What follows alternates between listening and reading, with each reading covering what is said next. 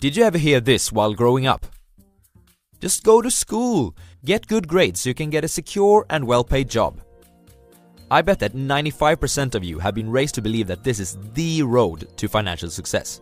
I know that I was.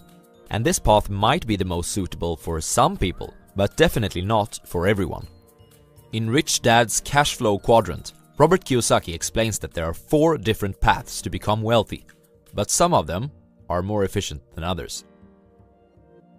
Takeaway number 1. The Cash Flow Quadrant. The Cash Flow Quadrant is a simple model that explains that wealth can come from 4 different sources. Which quadrant you belong to depends on where most of your income comes from. The 4 different quadrants are E, the employee, S, the small business owner or self-employed, B, the big business owner, and I, the investor. The employee strives for security. He achieves financial success by climbing the corporate ladder. And you might find him say something like, "I'm looking for a secure job with nice colleagues and great benefits." The small business owner or self-employed, on the other hand, strives for control.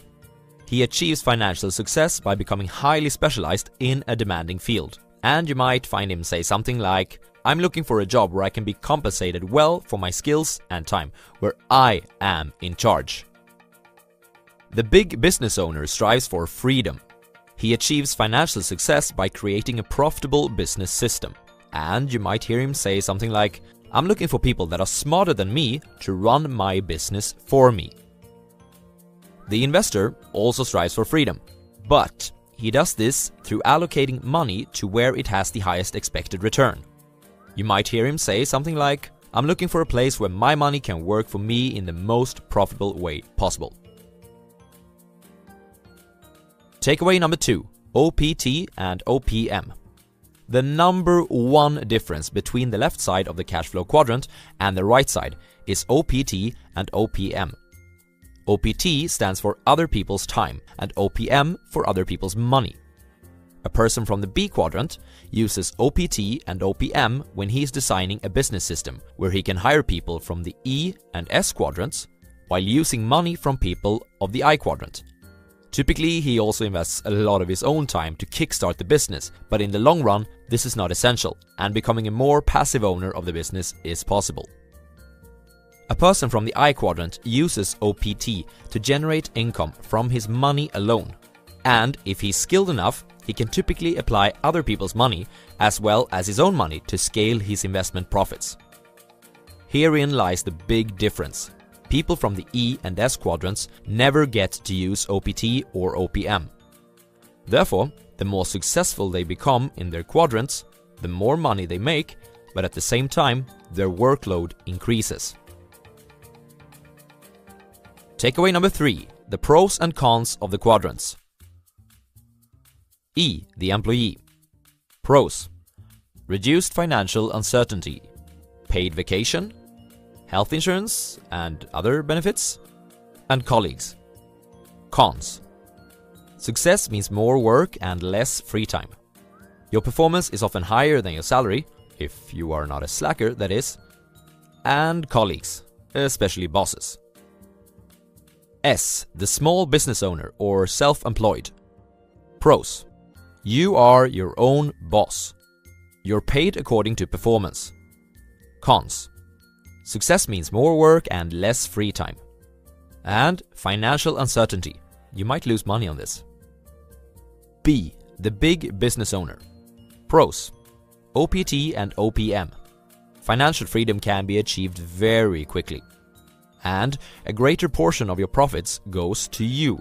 In other words, you pay less tax. Cons: financial uncertainty. You might lose money. It requires a different set of skills than what school teaches. And you'll have to manage people. I, the investor. Pros: OPT and OPM. Financial freedom can be achieved quickly. A greater portion of your profits goes to you, in other words, less tax. And it can be passive. Cons: financial uncertainty. You might lose money. Takeaway number 4. Breaking the addiction, moving to the right side. So, There are pros and cons with all the quadrants, but the right side is where financial freedom can be achieved the fastest. Therefore, we might ask ourselves, how can we move to this side? Money has an addictive power, much like sex or drugs. Therefore, when you earn money through a specific quadrant, you'll be addicted to that quadrant. If you earn money as an employee for a large company, for instance, your brain will associate that type of work with a cash reward. Switching from one quadrant to another becomes more difficult because of this. Moreover, if you've been raised in a family where degrees, job security, paid vacation, and governmental pension has been highly valued, you might have a difficult transition to make. Here are some potential mental obstacles for the conversion. You're taking too many risks. You might fail. Money can't buy happiness anyways. As if this wasn't enough, our educational system is built so that it rewards those who make the least number of mistakes and punishes those who make the most. In the B and I quadrants, you must act in the complete opposite way. People who take action will also make the most mistakes, but in the long run, these people will learn more and achieve more as business owners and/or investors. Thomas Edison was criticized for making 1014 mistakes before creating the electric light bulb.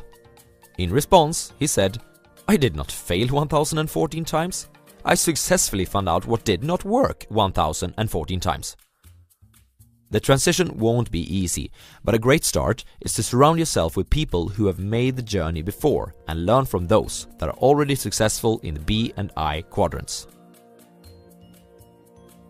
Takeaway number 5. The 5 levels of investors.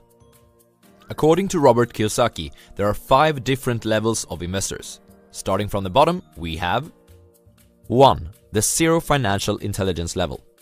At this level, we have the people who have nothing to invest at all. Each month, their expenses are higher than their income, often because they forget to pay themselves first, which is the most fundamental strategy for wealth building taught in the classic The Richest Man in Babylon. 2. The savers are losers level. Placing hard-earned money under a mattress or in a low-interest bank account will put you in the top 50% of people financially, but that doesn't mean that it's a solid personal finance plan. Why? Because of inflation. Between 1980 and 2017, the value of the Swedish crown was reduced by 69%, for instance. 3. The I'm too busy level. A lot of people are simply too busy with their careers, family, friends and vacations to dedicate time to investing. They therefore hand over their money to someone else to do it. The problem with this approach is that such a person will never learn how to invest. 4. The I'm a professional level. This is the do-it-yourself investor. He uses his own money and takes his own decisions. He is educating himself in the subject, but hasn't evolved to the last level yet.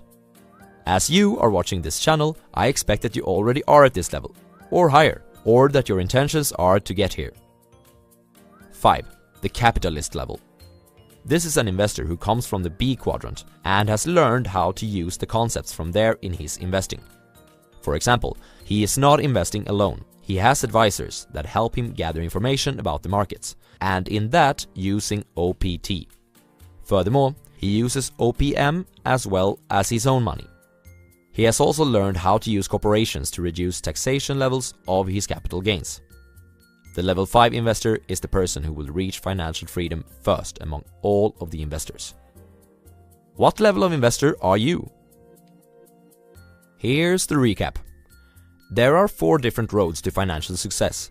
You may succeed as the employee, the self-employed, the business owner, and/or the investor. The right side of the cash flow quadrant uses OPT and OPM. There are pros and cons with each of the quadrants, and depending on your personality and goals in life, one might be more suitable than the others. If you wish to move to the B and I quadrants, you must learn to accept risks, make mistakes, and surround yourself with others that have achieved what you wish to do. There are 5 levels of investors, and the greatest profits goes to the level 5 investor, who has learned how to implement business concepts in his investing approach.